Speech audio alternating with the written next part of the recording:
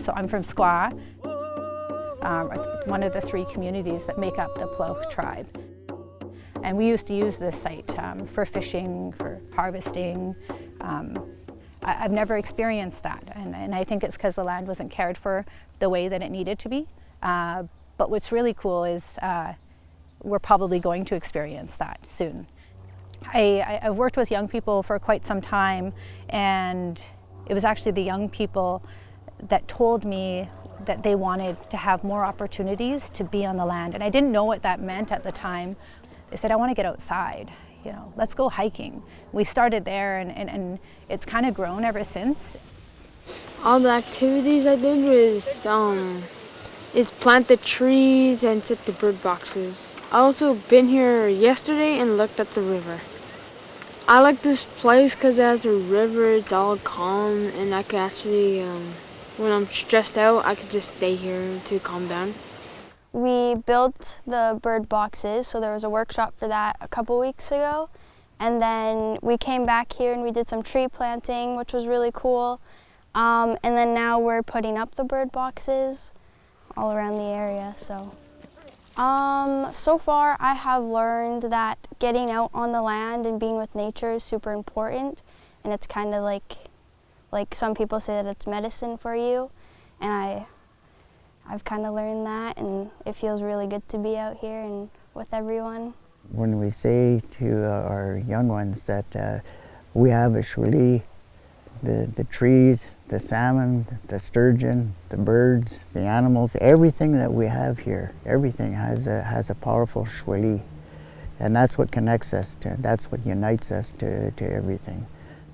Stewardship is what they name this site. It refers to drying out at the head, and it's talking about the geographical features of the land and how at the head it would dry out, and that would support or help people who needed to navigate the waters. They would know, when is a good time to travel through these waters and when is not. And I think it helps them when they're building relationships with the land to understand that this isn't just a place, but it is a place that has a name, it holds a spirit. As the settlers moved in, and we are now in a minority situation, yet we have a lot of power. We have been able to assert and to ensure that Section 35 in the Constitution of Canada relates to recognizing and affirming our Aboriginal rights and title to our lands. And we have the United Nations Declaration on the Rights of Indigenous People.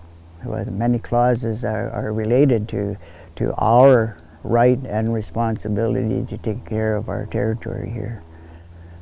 And there's a number of options that we're exploring at this time, and one is an Indigenous protected and conservation area.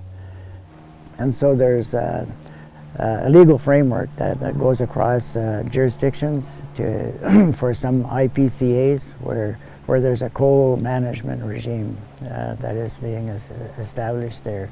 Yet it's still Indigenous-led or First Nations-led. That would not only benefit us as First Nations, as Indigenous people, that it would benefit everybody. It would benefit the planet.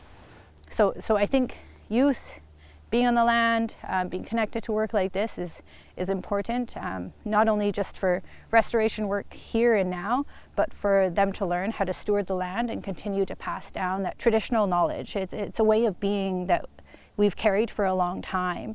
We were tree planting here just a week ago, and young girl, only 9 years old, she said it's amazing that we get to plant trees because they clean the air.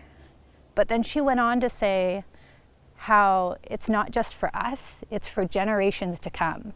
And for a 9-year-old to understand the impact that they're having from being on the land and caring for lands, that the impact is going to outlive all of us is pretty incredible. I planted this one and it was a pine tree. We have kids that are coming from young as 5, and we have youth up to the age of 27, and we have grandparents and we have adults, and and they're joining. They understand the importance of it.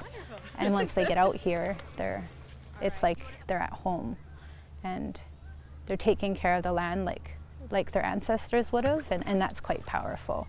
And it's important that we don't lose that, because if we do lose that and we're not able to combine Indigenous knowledge and ways of knowing with science and biology, we're just not going to understand all the pieces that we need to know to be able to care for this land the best way we can. It's a combination of both worlds, and youth are having opportunities to experience both. So it's in the best interest of us all to come together and achieve land back in a way that can create that good understanding and allow us to live in peaceful coexistence with everybody.